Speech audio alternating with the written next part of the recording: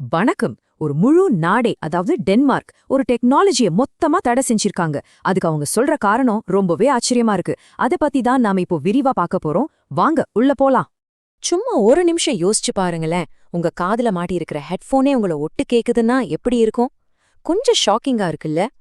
இந்த ஒரு கேள்வியோட தான் நாம இந்த விஷயத்தையே ஆரம்பிக்கிறோம். ஏன்னா இதே கேள்விக்கு ஒரு முழு தேசமே ஒரு பதில சொல்லியிருக்கு. அந்த பதில் தான் நம்மளை இன்னைக்கு இங்க கூட்டிட்டு வந்திருக்கு. ஆமாங்க, நீங்க கேட்டது கரெக்டு தான். ஹெட்ஃபோன்ஸ் மாதிரியான டிவைசஸ் நம்மள உளவு பார்க்க வாய்ப்பு இருக்குன்னு டென்மார்க் அரசாங்கமே முடிவு பண்ணிடுச்சு.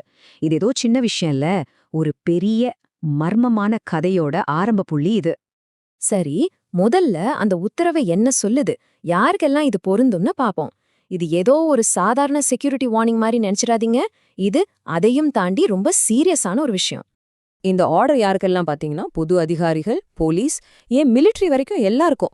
டென்மார்க்ல மட்டும் இல்ல, கிரீன்லாண்ட்லயும் இது பொருந்தும். இதோட சீரியஸ்னஸ் என்னன்னா, இது வெறும் அவங்களோட ஆஃபீஸ் டிவைசஸ்க்கு மட்டும் கிடையாது. அவங்களோட பர்சனல் ஃபோனு, ஹெட்ஃபோனு எல்லாத்துக்குமே இந்த தடை உண்டு. சரி, இவ்ளோ பெரிய தீவிரமான ஒரு முடிவை எடுக்க என்ன காரணம்?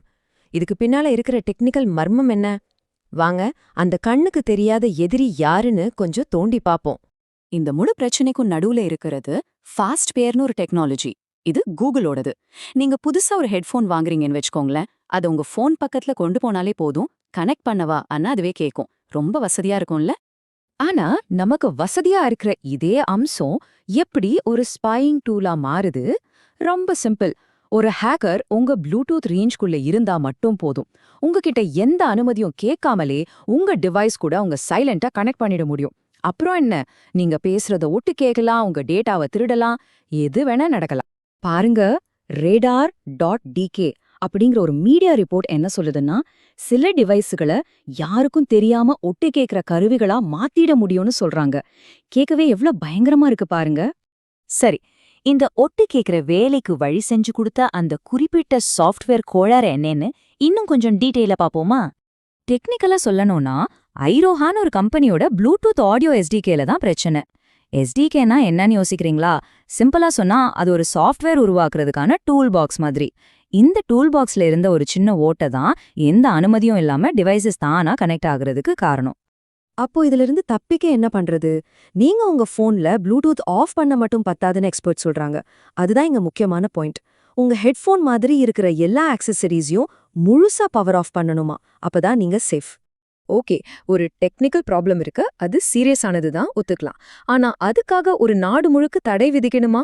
இங்க தான் கதை ஒரு பெரிய ட்விஸ்ட் எடுக்குது. இது வெறும் டெக்னாலஜி பிரச்சனை இல்ல, இது ஒரு ஜியோ பாலிட்டிக்ஸ் ஆட்டம். இந்த டைம்லைனை கொஞ்சம் கவனிச்சு பாருங்க. இதுல சில விஷயங்கள் ரொம்ப சுவாரஸ்யமா கோயின்சைட் ஆகுது. 2019ல அமெரிக்கா கிரீன்லாந்த வாங்கணும்னு ஆசைப்படுது. டிசம்பர் 2025ல முன்னாள் பிரசிடென்ட் ட்ரம்ப் மறுபடியும் அதே விஷயத்த பேசுறாரு. சரியா அடுத்த மாசமே ஜான்வரி 2026ல டென்மார்க் இந்த ப்ளூடூத் தடைய அறிவிக்குது. இதெல்லாம் தற்செயலா நடந்ததா, இல்ல இதுக்குள்ள வேற ஏதாச்சும் கனெக்ஷன் இருக்கான்னு நீங்களே யோசிச்சு பாருங்க. அஃபிஷியலா கவர்மெண்ட் என்ன காரணம் சொல்லுதுன்னா, பொதுவான வயர்லெஸ் செக்யூரிட்டி ரிஸ்க் இருக்குன்னு சொல்றாங்க.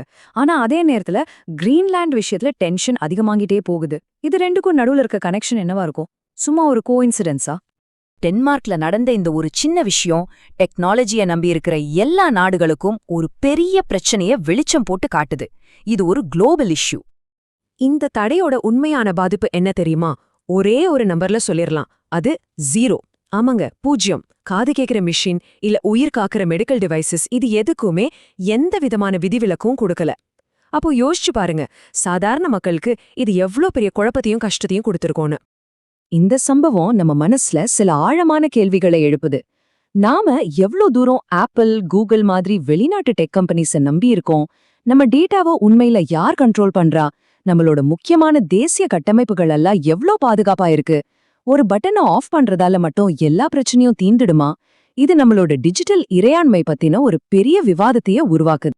கடைசியா இதுலேருந்து நாம எடுத்துக்க வேண்டிய முக்கியமான விஷயம் என்னன்னா, இது வெறும் டென்மார்க்கோட பிரச்சனை மட்டும் இல்ல, தாங்கள் கண்ட்ரோல் பண்ண முடியாத டெக்னாலஜியை வச்சு இயங்குற எந்த ஒரு நாட்டுக்குமே இது ஒரு எச்சரிக்கை மணி. இது டென்மார்க்கோட கதை இல்ல, நம்ம எல்லாரோட கதையும் கூட. இந்த அனாலிசிஸ ஒரே ஒரு கேள்வியோட நான் முடிக்கிறேன். முழுக்க முழுக்க வெளிநாட்டு டெக்னாலஜியை நம்பி இருக்கிற இந்த உலகத்துல எந்த ஒரு நாடாவது உண்மையிலே பாதுகாப்பா இருக்க முடியுமா?